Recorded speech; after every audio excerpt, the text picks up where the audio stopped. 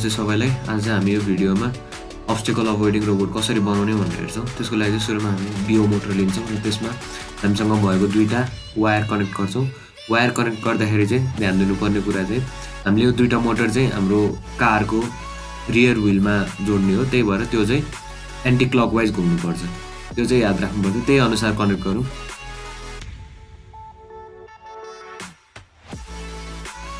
म चाहिँ कनेक्ट गरिसकेँ। त्यसैगरी मैले अगाडि चाहिँ एउटा कास्टर व्हील लगाएको छु।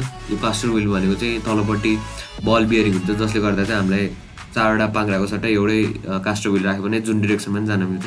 त्यसैगरी मैले एउटा सर्भो मोटर पनि युज गरेँ। त्यसमाथि एउटा मेटल सिट लगाएर मैले अल्ट्रासोनिक सेन्सर त्यहाँ टाँसेको छु।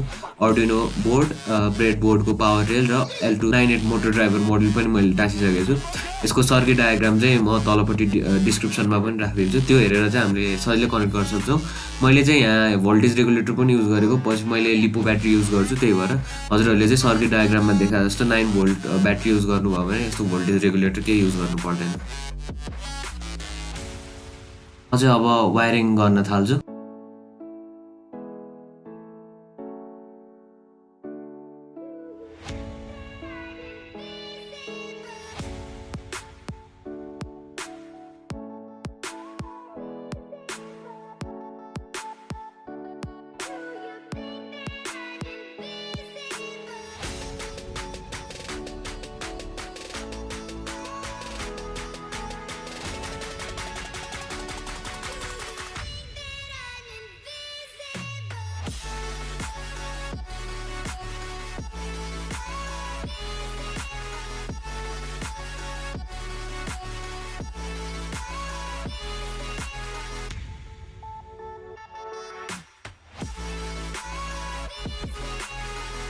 मैले चाहिँ लिथियम पोलिमर ब्याट्री युज गरेको छु।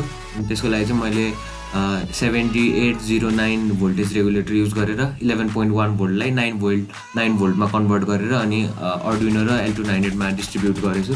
हजुरहरूले चाहिँ 9 भोल्ट ब्याट्री युज गर्नुहोस्। मैले चाहिँ रिचार्ज गर्न सजिलो हुन्छ यो ब्याट्री भनेर L298 युज गरेको।